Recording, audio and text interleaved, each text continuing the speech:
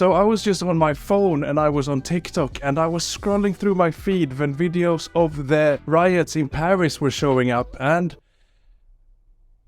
I didn't feel anything at all. So if you've seen the videos, you know that they contain a bunch of violence and other bad stuff that has been going on in Paris. If you've seen it, you've seen it. So when I was watching this video, I was just completely calm with a straight face, as if nothing was going on. And it made me wonder, like, what if I would have watched these videos 20 years ago, before social media, before the internet? Because I think things would have been very much different. For example, the only way you would get to know about this stuff would be maybe on the daily newspaper that you get once a day, or maybe on the weekends, as opposed to on the phones now, when we get news and terrible things happening basically endlessly in our feeds. And it made me wonder if social media and the internet has numbed me too much. Is social media numbing you as well, or more interestingly, is it not numbing you? In either case, please let me know in the comments below. So the first reason for why social media may be making us more numb is because of the enormous amount of just shocking and terrible and terrifying content on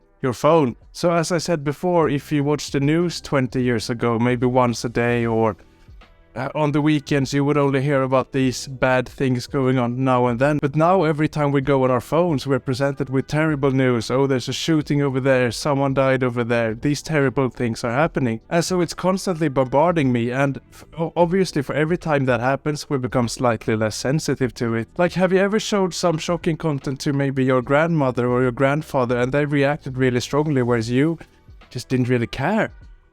Our generation is numb because of the internet, and they were not. Now, obviously, I'm not saying that you should be weak and that you should be moved by everything you see online, but it's also very important to be aware of the fact that these things are happening, and you just gotta notice if you're not reacting enough. Now, for number two, we've got information overload, and this is an important reason for why social media may be making us feel more numb. So on your phone or on your computer nowadays, you've got so much information that nothing really matters.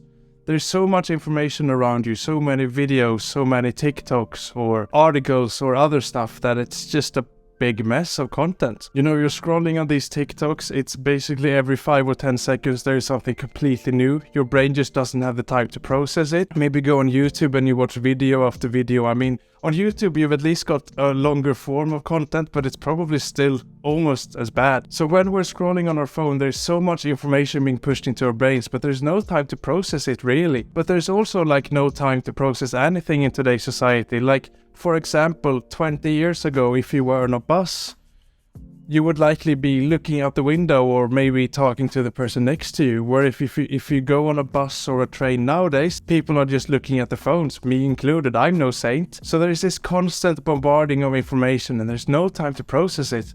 And we're still using the same brains as our ancestors, so we're probably not built for this. Now for number three, we've got filter bubbles, and I think this is the big one for why the internet is numbing us. So basically the way these algorithms work that show you content on the internet is that they show you things you've liked before. So they will show you sort of similar content to the stuff you watched before.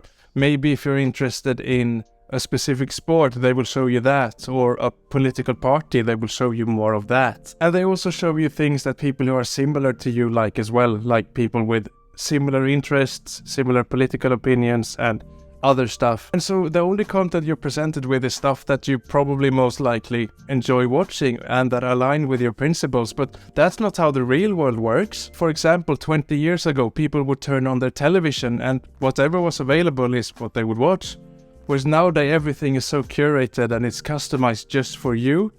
So you end up living in your own little bubble. And I'm not saying that you're the only one guilty of this, I do this myself. But it's something to think about, and I think this entire filter bubble thing, what it's doing to us is that it's making us less receptive to new ideas. For example, if we're on the internet with a special political opinion, in our feeds there will only be videos or articles with similar opinions to ourselves. And so we might think that, oh, everyone thinks the same as I do, but they do not. So if you go outside after having spent a lot of time on the internet, you may be surprised that people disagree with you. And I think it also makes you less curious in general, because you're just presented with the same thing over and over again. And for number 4, we've got addictions. And I think this is a big one for why we are numbing ourselves with social media and the internet. Now, I've been having some interesting discussions with people about this lately. Have you ever felt that when you are about to maybe eat breakfast or dinner with family or friends, that you would rather do it by yourself in front of a video? I live alone, so I usually put a YouTube video on or a podcast or something when I eat. But even when I've been around other people, I've sort of been like, obviously I would rather talk to the person, but I've had a little bit of a,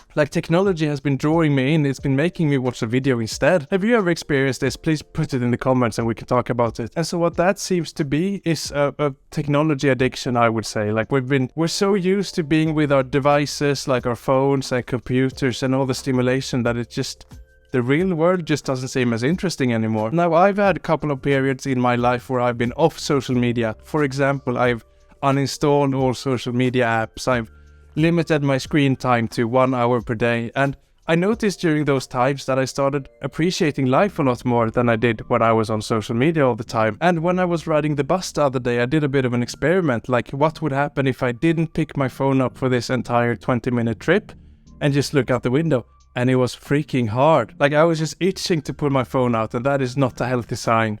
We need to allow ourselves to be bored sometimes. I think it would be healthy. Now, should you quit social media? I don't think so at all. It's a useful tool. It's fun. I mean, you're obviously watching me on social media right now, and I'm making a video for social media as I sit here, but makes me think that social media may be quite a dangerous tool. Also, I think the whole comparison between maybe my generation, I'm 21 years old, who has been pretty much growing up with the internet, and maybe the people who are in their 40s and 50s who've seen both sides of it, and more interestingly with people in their 70s or 80s who are not very impacted by technology, who are still receptive to things happening, who are not too numb. But those are just my thoughts. I would love to hear yours. What are your ways to make yourself feel less numb? Have you even experienced this? Or have you maybe found a way to deal with it? I would love to hear from you. Click like if you liked the video, subscribe for more, and the next video to watch is on the screen.